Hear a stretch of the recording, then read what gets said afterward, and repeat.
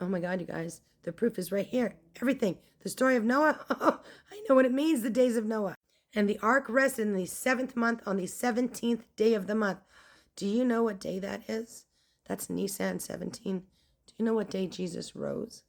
Nisan 17. The ark is rested on the 7th month, like the 7th day. Our rest is Jesus. The ark is Jesus. We rest in him.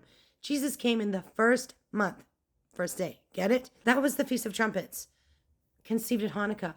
He came in the 1st and he rested. He passes away and he resurrects in the 7th, the Alpha, the Omega, the beginning and the end, fulfilling the first feast when he was born, and then fulfilling the spring feast when he passes away.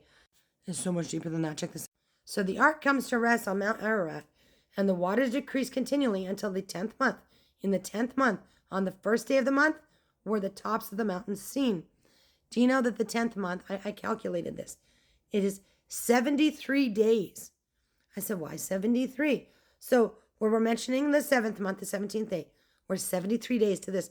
I said, well, 70 makes sense for Jesus, but why 73? It's the Antichrist. This is the midpoint of the tribulation. Let's go here first. And it came to pass at the end of the 40 days that Noah opened the window. That 40 days represents the time that Jesus spends with his disciples on earth. And first he sent forth a raven. But why? The raven is the spirit of the Antichrist. It's the Antichrist spirit, which went forth to and fro, like Satan, who went to and fro in the earth, until the waters were dried up from the earth. That is different than what it says in the next line. See, the waters were dried up off the earth. Like no more waters, like no more sea. Right here, that's the end of it all. There were no more sea when Satan gets cast into the lake of fire. So that is actually a reference to the lake of fire. At the same time, also, he sent forth a dove from him to see if the waters were abated from off the face of the ground. The dove is the Holy Spirit, which Jesus sends right after he leaves his 50 days. But the dove found no rest for the sole of her feet, and she returned unto him in the ark. Jesus is the ark. That right there, I'm about to show you, represents the rapture. Okay? For the waters were on the face of the earth, of the whole earth. The evil is the water. Remember, the original curse was the water, Satan's curse. Then he put forth his hand and took her, pulled her into the ark.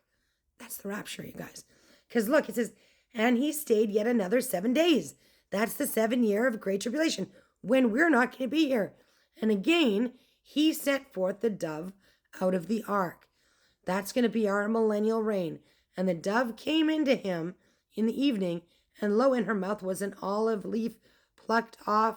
So Noah knew the waters were abated from off the earth. Jesus is the olive leaf. And that represents him coming down. That's when Satan gets thrown into the bottomless pit. And then there's the millennial reign. Because look, and he stayed yet another 7 days. That's the millennial reign. And sent forth the dove, which returned not again unto him anymore.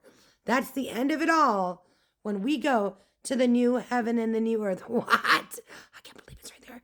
As in the days of Noah. That's what it means. This is what it's about. It's specifically talking about the Great Tribulation and the 7 year that we're gone for.